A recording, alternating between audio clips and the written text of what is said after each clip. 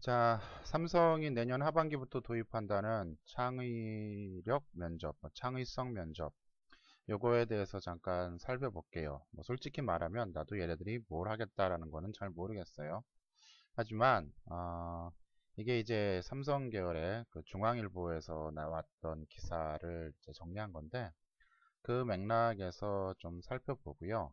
실제 이제 기출이다라고 한 문제들, 그게 이제 뭐 얘네들이 말하는 창의력 면접인지는 모르겠지만, 일단 뭐 면접 과정에서 한번 이제 새로운 시도를 해봤다, 그 관점을 보자면은 뭐 어느 정도 유추할 수 있지 않을까 이제 생각을 해봐요. 자, 먼저 어떠한 방식으로 되는가라고 했을 때, 뭐 알다시피 실무 면접하고 임원 면접 사이에 진행된다라고 되어 있습니다. 3단계에서 5단계로 바뀌면서 이제 이걸 넣는다고 그랬는데, 당장 뭐 하반기, 내년 하반기에 진행이 되겠지만은, 내년 상반기에도 뭐 어떠한 식으로든, 뭐 실무에서 물어보든, 임원에서 물어보든, 뭐 테스트를 해볼 가능성은 충분히 있습니다. 그렇기 때문에, 뭐 대부분의 학생들이 뭐 내년 하반기까지 안 가겠다라고 생각은 하겠지만, 뭐 그렇다고 해서 무시할 수는 없는 부분이겠죠. 자, 지원자 한 명을 대상으로 면접위원 네다섯 명 질문을 던진다. 뭐 현재의 뭐 면접 형식이라는 겁니다. 지원자의 답변을 점수가 아닌 정성적 방식. 그래서 얘는 이거에 몇 점, 이거에 몇 점이라기보다는 전체적인 면접 과정을 통해서 평가하겠다, 뭐 이런 얘기죠.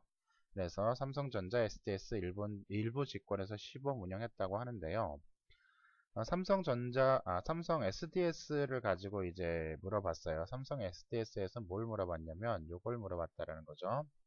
오바마 케어하고 삼성하고 무슨 관계가 있는가, 이제 이것을 물어봤다라는 건데, 자, 이것은 이제 정보통신, 이제 뭐 SDS, ICT 인프라나 뭐 이쪽에 물어봤겠죠. 그래서 ICT 분야에 한정된 질문이 아니라 ICT와 사회 이슈문 등 여러 가지 개념을 복합적으로 엮은 뭐 예상 밖 질문이다라는 것은 의미 없고요.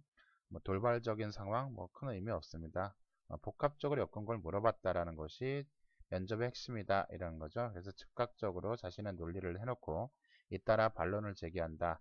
한마디로 반 죽였다라는 얘기입니다. 압박 면접도 했다라는 얘기죠. 그러면은 지원자는 다시 재반론, 반론과 재반론 과정에서 지원자가 어떻게 대응하는가, 뭐 이런 식의 질문을 하게 되면요, 굉장히 이제 다양하게 평가를 할 수 있는 점이 있습니다.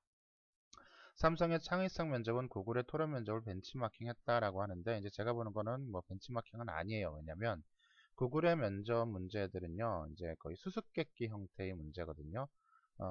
굉장히 어떠한 그 문제 해결 중심이다라고 한다라면은, 어, 삼성에서 이제 먼저 해봤다라는 것은 어떤 이제 상황 판단형에 조금 더 가깝다라고 볼 수 있어요. 근데 창의력 면접이다라고 하면 이제 크게 이 두 가지 맥락으로 구별할 수가 있을 것 같아요. 자, 먼저 삼성 질문을 한번 볼게요. 제가 그 영상 편지에서 이제 예전에 이제 창의력에 대한 부분을 한번 했었죠. 창의력이란 무엇인가, 창의성이란 무엇인가, 이걸 했었는데, 그때 어떠한 얘기를 했었냐면, 기억이 나시는지도 모르겠고 혹시라도 안 본 사람 있으면 꼭 보시고요. 이 직관과 연관을 얘기했어요. 직관과 연관, 요 개념을 가지고 우리가 창의적이다라는 것을 어떻게 준비할 것인가를 얘기했었는데요. 자, 여기서 보시면 즉각적으로 자신만의 논리를 내놓아라 라고 하는 것은 무엇해라, 바로 직관적 판단을 통해서 답변을 해라 하는 거고요. 그러면은 이 직관적 판단의 근거가 어디나, ICT와 여러 가지 개념을 복합적으로, 이것이 바로 뭡니까? 연관이죠. 그래서 연관에 근거한 직관적 판단을 하는 것, 이것이 바로 삼성 질문의 핵심이었다라는 거죠. 삼성은 이걸 물어봤어요. 오바마 케어, 건강개혁 법안, 이 삼성과 무슨 관계가 있는가? 자, 삼성 SDS입니다. 삼성 SDS를 지원하는 사람들은요, 삼성 SDS의 차기 주력 사업이 바로 뭐냐면은, 모바일 헬스 쪽이다라는 것, 헬스케어 분야에서도 이제 모바일 헬스 쪽이다라는 부분을 알고 갔어야 하는 거죠. 홈페이지에서는 뭐 그렇게 크게 구별되지는 않고 있지만요. 결국 삼성 SDS가 차기 주력 모델 중에 하나가 빅데이터 사업이거든요. 이 빅데이터를 활용한 의료 사업 쪽에, 그 중에서도 이제 모바일 분야를 가지고 무엇을 하겠다. 이제 이것이 삼성 SDS의 차기 주력 사업, 계획하는 주력 사업 중에 하나예요. 그러면 이 사업하고 오바마 케어가 어떠한 관련이 있는가라고 하는 건데요. 오바마 케어는 말 그대로 이제 건강개혁 법안이죠. 건강개혁 법안이다라고 하는 것은 여기 지웠네. 원래 이제 나왔던 거엔 있는데요. 미국이라는 나라는 어떻게 되어 있습니까? 우리나라 같은 어떠한 그 전 국가적인 그 의료보장 체계가 나타나 있지 않죠. 그러니까 사적보험에 대부분 근거하고 있다. 이 사적보험이라는 것은 이제 회사하고 이제 보험사하고 이렇게 연결이 되면서 미국 회사들은 이제 급여의 상당 부분에 상당 비중에 해당하는 부분을 이제 별도로 보험료로 지급을 하고 있죠. 그래서 미국에서 취업을 한다라는 얘기는 이 보험 보장, 의료 보장을 받을 수 있다라는 얘기가 되기 때문에 굉장히 그 중요한 부분이 되고요. 만약 취업을 못하거나 어떠한 자격이 없다면은 굉장히 높은 의료비를 내야 된다. 뭐 이런 건데요. 오바마 케어는 이것들을 이제 일종의 무엇으로 전 국가적인 그 의료 보장 체계를 만들겠다라는 거죠. 그럼 전 국가적인 의료 보장 체계를 만든다면 이것은 관련된 어떠한 시스템을 정비해야 되고 거기에 상당한 데이터들이 축적돼야 되고 또 연계하는 작업들이 이루어져야 되고 이렇게 되겠죠. 이것은 말 그대로 뭐가 되냐면 어떠한 빅데이터를 만드는 그러한 사업이 되겠지요. 그렇다면 이러한 미국의 의료 보장 체계가 확립된다면요. 삼성에서 추구하고 있는 그러한 헬스케어 쪽이 훨씬 더 전망이 밝아질 수 있을 것이다.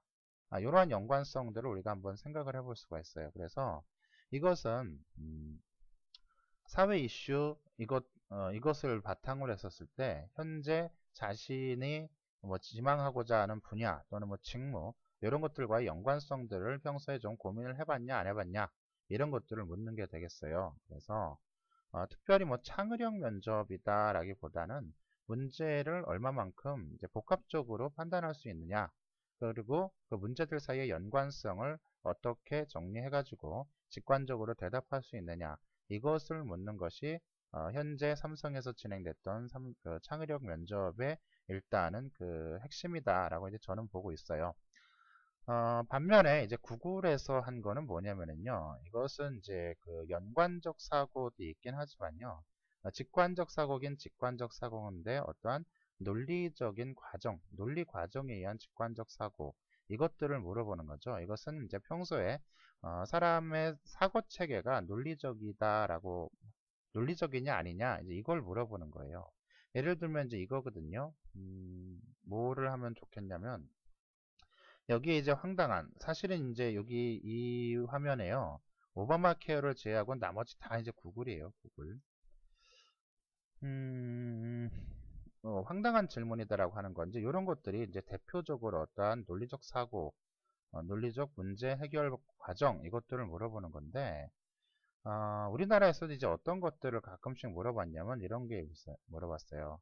사하라 사막의 모래알의 개수가 모두 몇 개인 것 같냐? 이것이 바로 스쿨버스에 굴포공이 몇 개나 들어가나 또는 우리나라의 미장원이 몇 개가 되겠느냐? 뭐 이런 것들을 물어본 거죠. 자, 이것은 미장원이 몇 개다, 뭐 스쿨버스에 굴포공이 몇 개나 들어가나 뭐 이런 것들이 중요한 게 아니에요. 이 과정에 어떠한 변수들을 넣고 어떠한 가정들을 하느냐. 이 답 자체가 중요한 게 아닙니다. 골프공이 100개든 10,000개든 중요하지 않아요. 자, 이런 거죠. 만약 스쿨버스에 골프공이 몇 개나 들어간다라고 하면요. 일단은 골프공이라는 것을 무엇인가로 가정을 해야 됩니다. 그럼 골프공이 어떻다라는 것. 골프공은 뭐 직경이 뭐 4.3cm 정도 된다고 해요. 4.3cm 정도 되는 그런 직경을 가지고 있는 거예요. 그러면은 스쿨버스에 무엇을 또 해봐야 되겠어요? 스쿨버스가 어떠한 체적을 가진 엔지를 가정해야 되겠죠? 스쿨버스 본 적 있어요? 타본 적 없잖아. 그렇지만은 대충 우리가 버스의 크기가 어느 정도다라고 하는 것을 한번 어, 가늠해 보라는 얘기죠. 여기서 이제 우리가 어떠한 이제 정보 해석 능력 가지고 보는 거죠. 이 정도의 길이면 대충 몇 cm쯤 될 것이고 이 정도의 무게면 대충 얼마 몇 그램 몇 킬로쯤 될 것이다. 이러한 그 능력 가지고 한번 보겠다는 건데 예를 들어서 스쿨버스가 가로 10m 그 다음에 높이가 2.5m 폭이 3m 뭐 이러한 체적을 가지고 있다. 이것이 스쿨버스라고 하면은 그 안에 어떻게 되겠어요? 이렇게 들어가겠죠. 이렇게. 그러면은 이 골프공이 직경 4.3cm의 골프공이 도대체 가로 세로 높이로 몇 개가 배열될 것이냐, 뭐 이런 거죠. 조금 더 구체적으로 가자면은 골프공은 이렇게 배열될 것이냐, 아니면은 골프공과 골프공 사이에 이렇게 들어가는 방식으로 배열될 것이냐를 가지고 오차범위도 줄 수도 있겠지요. 뭐 여기까지 두 가지 가정을 가지고 다 해준다라면은 이거 물건이네 라고 얘기할 수도 있을 겁니다. 그래서 이것은 이러한 문제들은요 겁을 먹을 게 아니고 떻게 접근을 할 것인가, 사실은 뭐 거의 비등비등해요.